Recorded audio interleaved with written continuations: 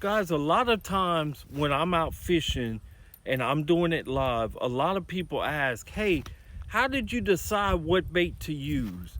So let's go over what I normally do first things first when I get out there fishing. For me personally, one of the first things I do is pull out a spinner bait. I'm gonna fan cast and I'm going to try to get something to react to a moving bait like a spinner bait where I can hone in on where those bass are at and what depth.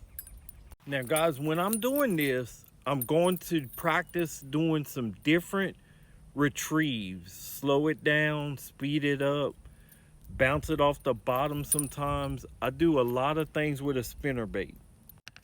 I've always relied on a spinnerbait though for searching for those bass.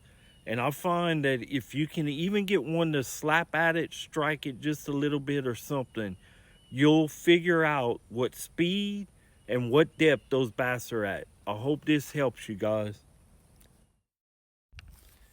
So we're going to end up making this a 3-video series because of the length of it. But if that spinnerbait didn't work, my second go-to search bait, I'm gonna go to a topwater frog. I love fishing topwater frogs. Choose whatever topwater though that you are confident in. Part of this is you have to be fishing with confidence. And again guys, with the topwater frog, when I'm fishing it, I'm gonna fan cast out there.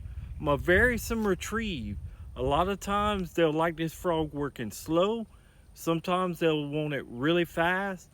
I always start with a popping, something that's spitting and making some action also on top of the water, especially in the fall this time of the year. Guys, a lot of times I don't think they think that it's a frog in the first place. I think this time of the year they're chasing shad, they're chasing brim. So I really do. I think that a lot of times that bass thinks that this is just an injured bait fish on top of the water, so they smash it. Easy meal. Well, who can tell me what part 3, what's the third way that we're gonna go? We went midline with spinner baits, top with topwater frogs.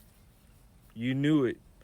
We're gonna go to some kind of trick worm, personally for me, or I love an ultravibe speed crawl, or some kind of creature bait, or something to crawl on that bottom and fish that bottom really good.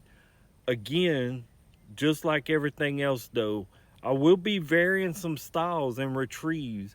Sometimes I fish soft plastics pretty fast.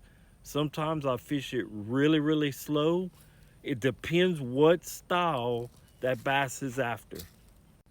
I hope this video was able to answer some of the questions, because definitely soft plastics is my last resort that I usually go to when I'm fishing a new body of water or something.